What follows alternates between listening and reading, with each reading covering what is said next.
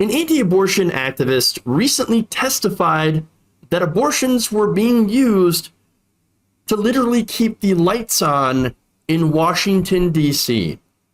Take a look. Abortion activism always requires euphemism and misdirection. Why? Because of the violent nature of abortion, because it is, frankly, inconvenient. Human persons, from their earliest days, poisoned in the womb and dismembered, torn limb from limb. Bodies thrown in medical waste bins and, in places like Washington, D.C., burned to power the lights of the city's homes and streets. Let that image sink in with you for a moment.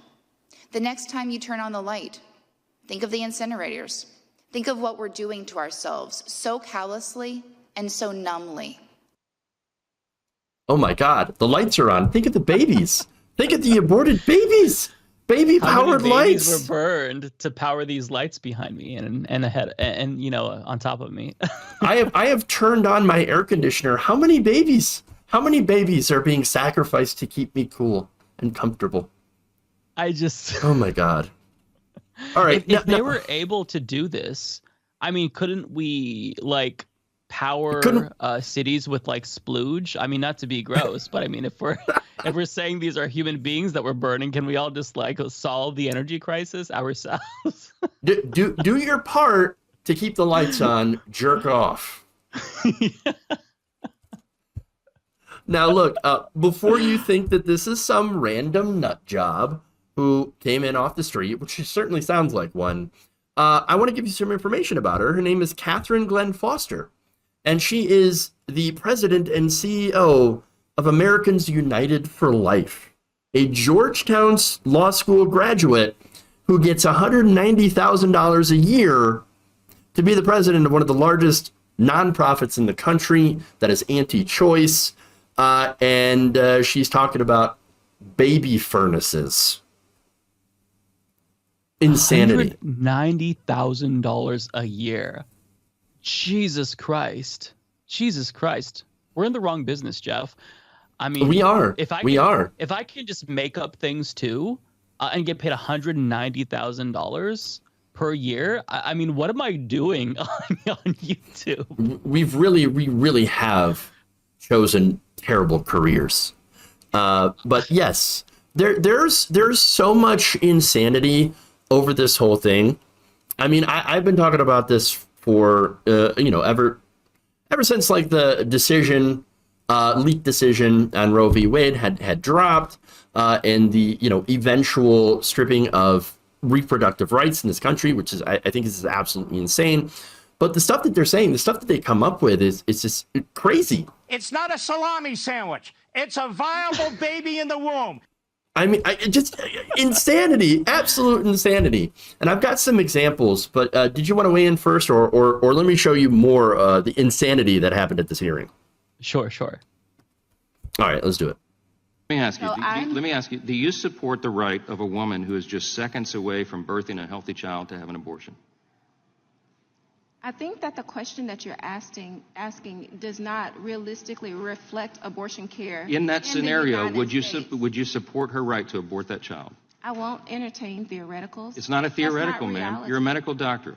I am a medical doctor, and that has never happened. Never happened in your practice, ma'am, but it happens. How about if a child is halfway out of the birth canal? Is an abortion permissible then? Can you repeat your question? If a child is halfway delivered out of the birth canal, is it permissible to have an abortion? Would you support the right for an abortion then? I can't even fathom that ever. I'm not asking you if you can fathom it. If it occurred, would you support that abortion or not? That's unrestricted abortion, right? That's a question that I can't imagine. Just like you probably can't imagine what you would do if your daughter was raped. If it hasn't happened, it may be difficult for you. You're not going to answer this question. Wow. Not only that, you also had Representative Chip Roy asking Dr. Robinson whether she's ever stored baby parts like arms or legs in freezers or in Pyrex dishes. That entire hearing was a clown show. I don't know how to even respond to some of these claims. It's utterly insane. I mean, first and foremost, I don't even like to engage with the whole "when does life begin" thing, because this is about a medical procedure Mm-hmm. that a woman and her doctor will discuss. So my philosophy literally does not matter. It doesn't matter at all. But they claim, oh, this is murder because there's a heartbeat at 6 weeks. So if it has a heartbeat, then you're killing a life. We have heartbeats. But the thing is that, okay, and one of my patrons, Andrea, she made this great point. Take it to the other end of the extreme, right? So if somebody is 85 years old and they have no brain activity, but they're hooked up to a machine and their lungs are still working, their heart's still pumping blood, but there's no brain activity, but there's a heartbeat there still, right? Is that a life? When does life end? You know what I mean? So if it's all just about a heartbeat, then I think that's an oversimplification. And it really, at the end of the day, what we think about when life begins, answering this philosophical question quite literally does not matter. As I stated, I mean, life can begin at ejaculation because, a fetus is a potential life. This is the argument that they make. But also, there are millions of sperm in any load. Not to be gross again, but it's true. So is that genocide? Because those are all potential lives. You know what I mean? So it's a dumb philosophical debate. And I hate that we almost have to engage in this because that's what they talk about. That's how they get people, is by, trying to pull on their heartstrings and say, look, this is a baby. And then they'll show a picture of a 2-year-old toddler. Look, they're aborting these. It's insanity. And that last clip really demonstrates how they don't live in reality. Oh, well, if a baby is halfway out of a birth canal, would you support an abortion? That's just called delivering a baby. I mean, how many women are 8 months pregnant and they're like, I changed my mind? I mean, they want the baby. Representative Macbeth had a really, really great testimony on this. The Young Turks covered it. And she was talking about how, she needed an abortion so that way, because her baby had already died. She had a miscarriage. But she wanted an abortion so that way she didn't have to deal with the pain of delivering a baby, but not actually getting a live baby, not getting to hold a live baby. Right. So, these instances that they fabricate, these hypothetical situations, they're not based in reality. And to see, the doctor be genuinely confused, it's just, I think that people need to see a doctor's face when these questions are asked because it's just insane. Yeah, and look, the reason they come up with these hypotheticals, and you saw this with Tim Pool, by the way. Tim Pool debating Matt Binder. And the reason that they even got the debate was when he tweeted, what happens if a woman is on the way to get an abortion at 8 months, but goes into labor in the lobby of the abortion clinic and accidentally delivers a baby before it could be terminated? Again, it's the edge cases, it's the hypotheticals, and they do this, on purpose. Because, look, I don't think they actually care about the question of when life begins. I think a lot of the politicians that have weighed in on this, I don't think they actually care. Now, of course, there are some people that actually do care. They're like, well, we believe life begins at conception and things like that. Okay, again, science will disagree with you on that. That it is just a fetus and a zygote. By the way, even the Bible disagrees with them. Right. And that says, and yes, we do not live under a theocracy, so it shouldn't freaking matter. But it says life begins with your first breath. They don't even care about their own source material. But look, in reality, of course, they say all this stuff and come up with these weirdo hypotheticals because it fits their narrative. They have to lie to people because over 70% of Americans think that having an abortion, that Roe should be upheld, basically, that it is between a woman and her doctor and that the government should not be involved in that decision. But here are Republicans, notable supposed anti-government, saying, no, actually, we want big government involved even more. We want it such small government that it fits up your uterus. Yeah. Have that baby so we can deny it baby formula and deny it child care and health care. It's just the fact that they're called pro-life is just absurd to me. Like that people actually go with this moniker. Whenever I hear a leftist or a liberal call them pro-life, I cringe because it's no, they're not pro-life at all. They're actually pro-death, because if you are forcing women to give birth, Like, this is a pro-death position. Not all women who get pregnant can give birth. And if they seek out an abortion that's unsafe or illegal, then that is going to jeopardize their health. Like, I told the story of my friend who shared on Facebook that her mom explained her abortion that she had, and she was basically blindfolded. And then she, was taken off. Then she was in someone's basement. She had the abortion. It was very sketchy. And then she was left at a bus stop, and she thought, how many women did not come out of that basement? And she was crying, telling this story to my friend, because she said, look, I'm so thankful that you're never going to have to go through this. Your generation will never have to go through this. And it's like, here we are. Yeah. Now we're fighting that fight again. We're back 50 years, or about to be back 50 years, when it comes to women having basic control over their own bodies. And what's terrible, and I know this is weird, like coming from like two, white dudes talking about it, right? But this is a horrible situation for women and their own rights that they have fought for and deserve.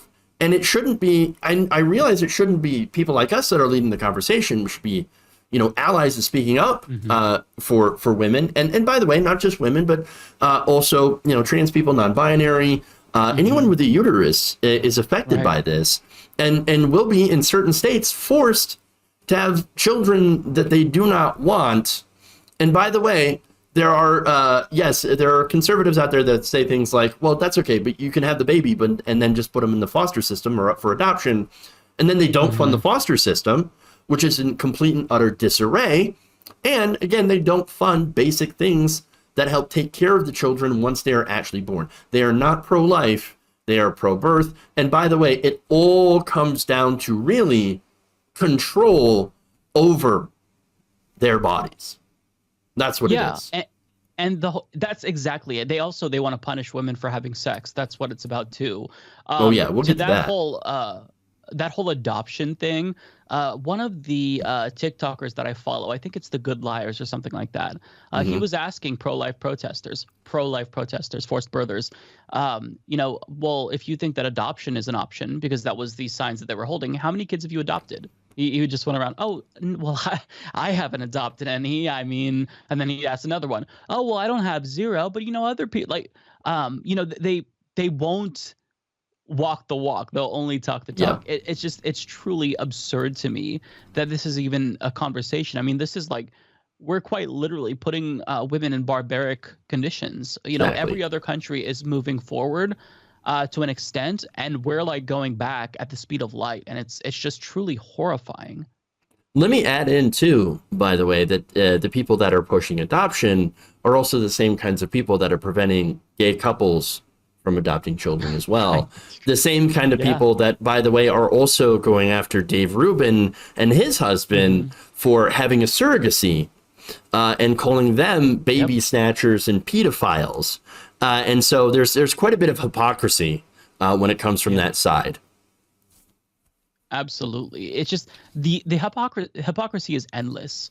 And I feel like normal people do see through it. Like, as brainwashed as Americans can be, the fact that popularity for Roe has surged, that honestly gave me a little bit of hopium, because, I thought, okay, it's clear that Republicans don't want to talk about this because, they're trying to distract. Look at the leak. Look at the protesters. Because I think that they know that most Americans are with Roe. And to see support, skyrocket for abortion after Republicans have had their chance to kind of propagandize it, it gave me hope, because I think that most Americans are just reasonable here. We understand, these situations that they come up with are absurd. 90+% of all abortions occur within the first trimester.